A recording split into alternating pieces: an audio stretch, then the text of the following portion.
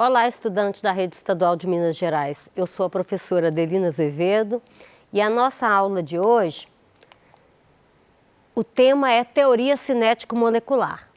É voltada para alunos do segundo ano do ensino médio e está previsto para ser trabalhada no primeiro bimestre do ano de 2022, no plano de curso de 2022. A habilidade a ser desenvolvida é aplicar o modelo cinético-molecular para compreender e explicar algumas propriedades específicas dos materiais. Essa aula ela vai ser dividida em dois momentos. No primeiro momento, eu vou fazer uma prática demonstrativa com o uso de uma seringa. No segundo momento, eu vou fazer uma simulação no site PET. E depois nós vamos discutir algumas questões e retomar os conceitos. Então, antes de começar a prática demonstrativa, é importante eu retratar aqui dois conceitos. Conceito de modelo. Modelo é uma construção que a gente faz para entender a realidade, para representar a realidade e entendê-la. Uma modificação, uma transformação na realidade precisa ser explicado por uma modificação em um modelo. E a teoria cinético-molecular é a teoria que entende que as coisas, os materiais, a matéria, ela é formada por partículas.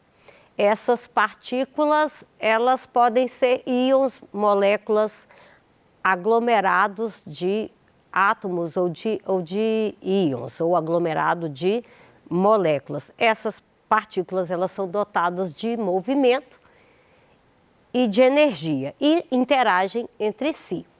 Então, a nossa primeira simulação,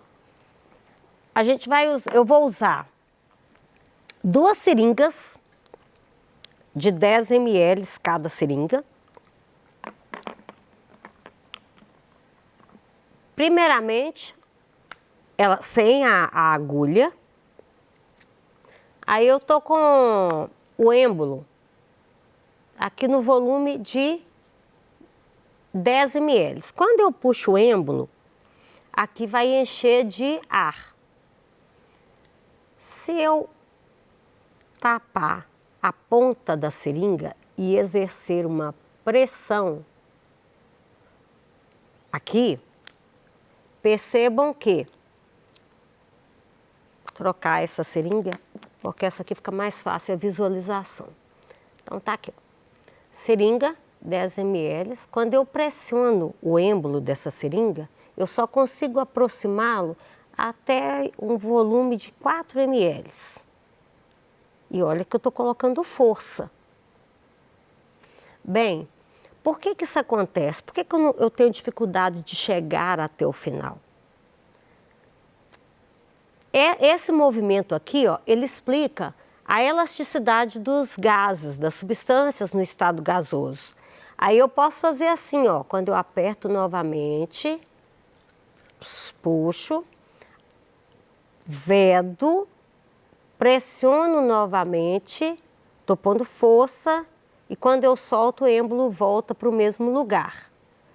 Por outro lado, se eu levar o êmbolo, se eu puxo e vou soltando, perceba que vai fazer um barulho.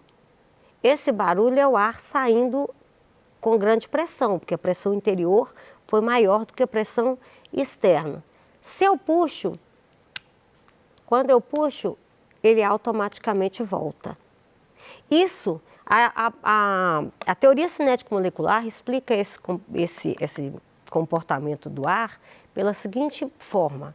Quando entre as partículas de ar, de gás, né, da substância no estado gasoso, existe uma distância muito grande entre elas. Então, quando eu exerço uma pressão externa, eu estou diminuindo a distância entre essas partículas. Quando eu abro e faz esse barulho, é porque a pressão do êmbolo é maior do que a pressão da ponta. Quando eu puxo e volta, é porque a pressão de cá, interna, está maior do que a pressão do outro lado. Agora, eu pego uma seringa, vou pegar essa seringa aqui, também vou mergulhar e encher essa seringa de água.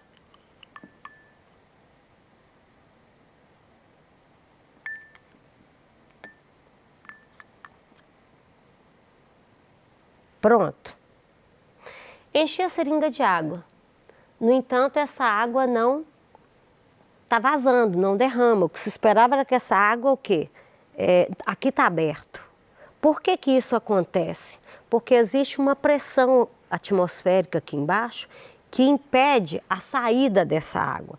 Se eu tampo, vou vedar aqui a seringa, a ponta da seringa e empurro, eu não consigo deslocar o êmbolo com o mesmo volume que eu consegui deslocar quando a seringa estava só com ar dentro. E se eu coloco só um pouco de água aqui dentro, tá? Vedo e puxo, vai ocorrer a água aqui dentro, ela vai ferver, tá?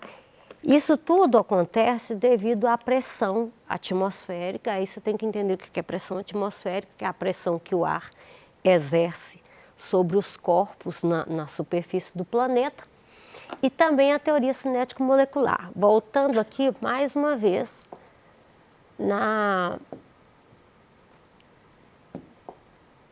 mostrando a simulação. Aqui eu vou pegar a substância neônio, né, que é o gás neon que a gente fala no cotidiano. Aqui ele está no estado sólido.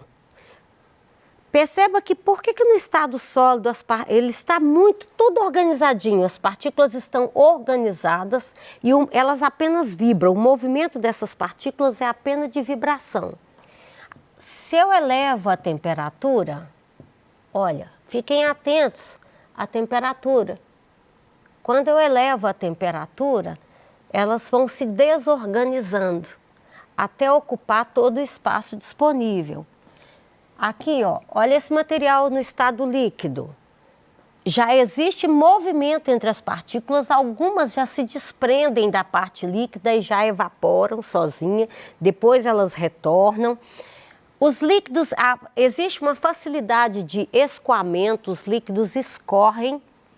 Agora, no estado gasoso, as partículas tendem a ocupar todo o espaço disponível. Aí, nessa simulação aqui, você vai ver a questão da pressão. Quando eu exerço, tem material aqui no estado gasoso, ao exercer uma pressão aqui, ó, o que vai acontecendo com a distância entre as partículas? Vai o quê? Diminuindo. Foi o que aconteceu quando eu empurrei a seringa. Aqui é um modelo para explicar o comportamento dos materiais em nível microscópico. Então, aumentando mais uma vez a pressão aqui, você percebe que vai diminuindo a distância entre as partículas e vai aumentando a energia cinética delas. Aqui vou só mostrar com a água, né? Vou pegar a água aqui.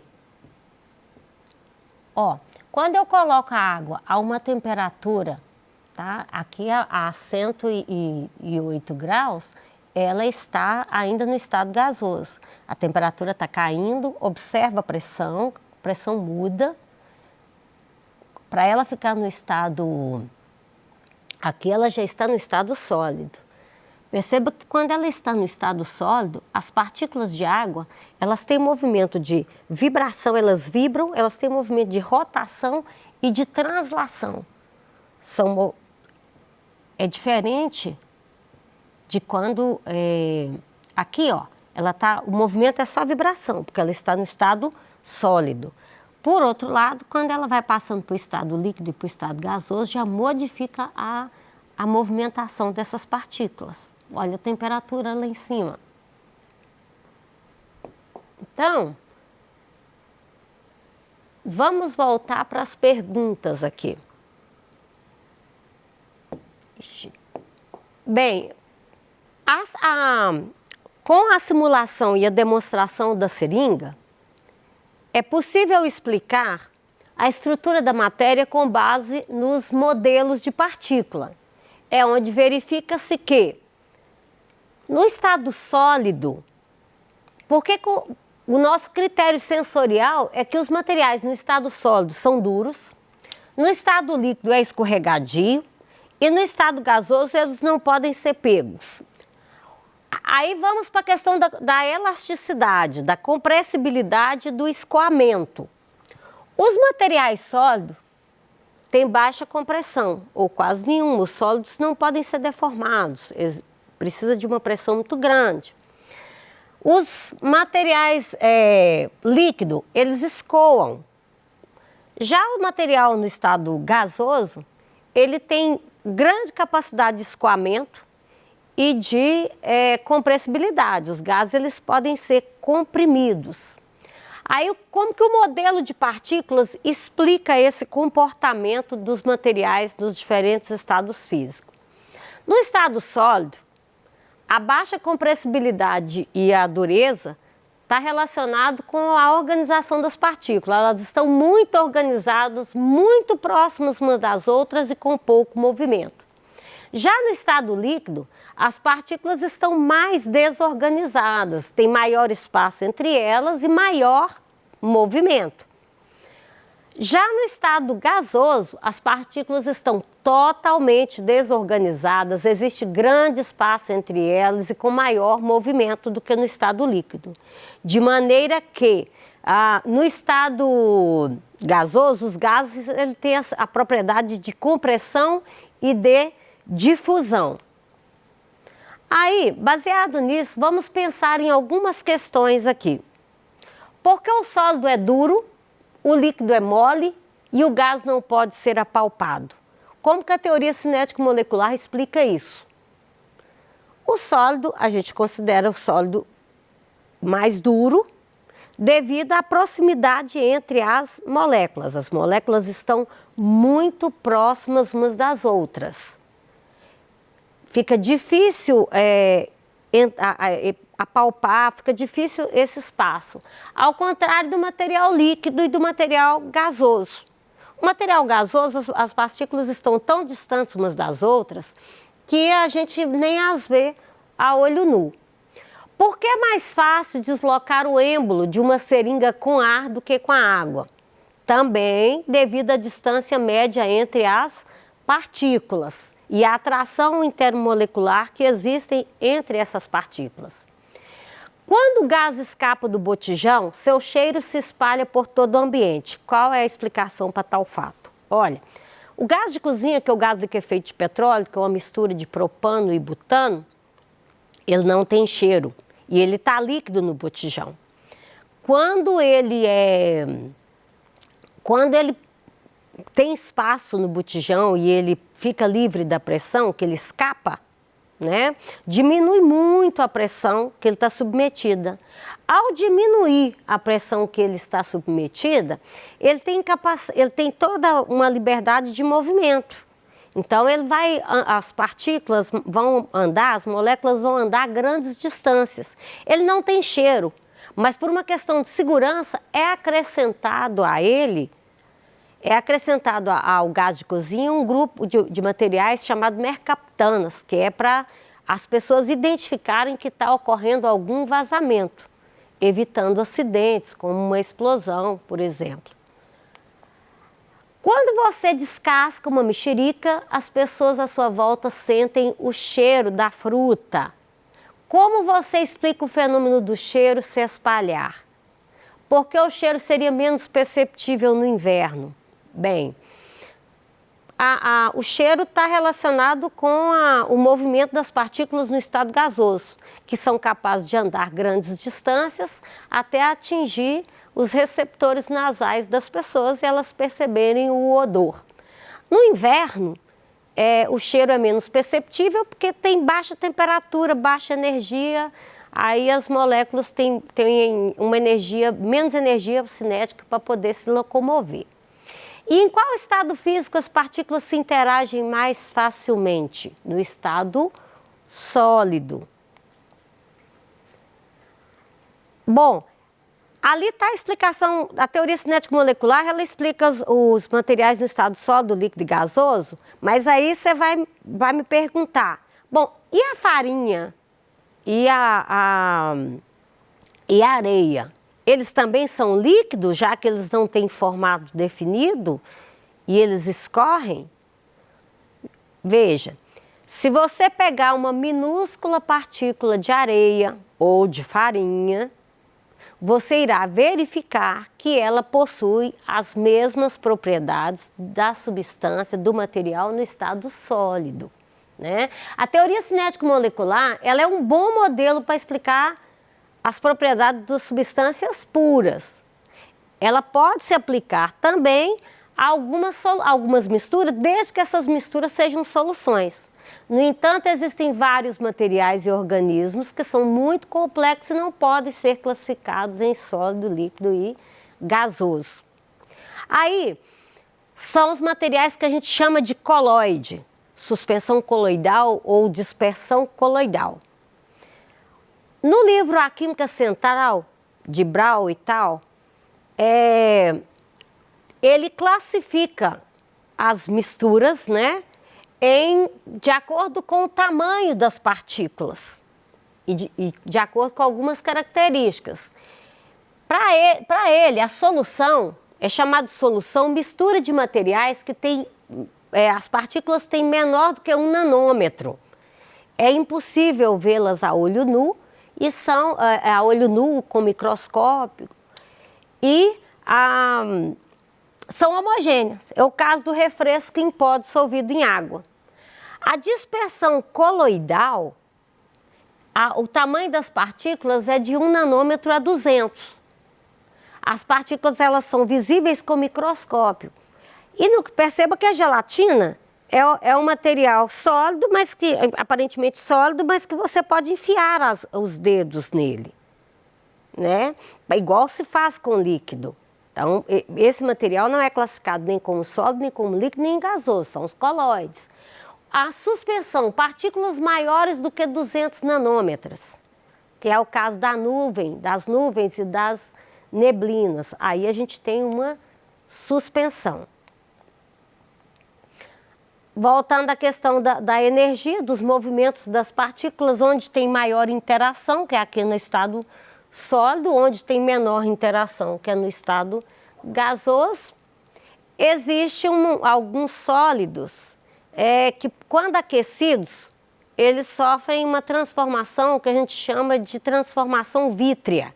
É o caso dos plásticos, é o caso da goma de mascar. Essa transformação, ela não é uma transformação física, não é uma mudança de fase. A goma de mascar é um material que a temperatura ambiente está sólida, mas quando colocado na boca, ela derrete. E por último, a relação entre a pressão atmosférica, o conceito de pressão atmosférica, só recapitulando. Pressão é quando eu pego o material e quando uma força é exercida perpendicularmente sobre uma superfície, a gente fala que existe uma pressão. Então, nesse caso aqui, nesse material que eu estou pressionando, eu estou exercendo a mesma força dos dois lados, mas a pressão aqui é maior. Então, a pressão atmosférica é a força que o ar exerce sobre a superfície dos corpos, sobre todos os corpos no planeta. E quanto maior a concentração de ar, maior vai ser a pressão atmosférica. Então, locais mais baixos possuem maior pressão atmosférica do que locais com maiores altitudes. Bem, aqui estão as referências, o material consultado para elaborar essa aula. Muito obrigada e até a próxima.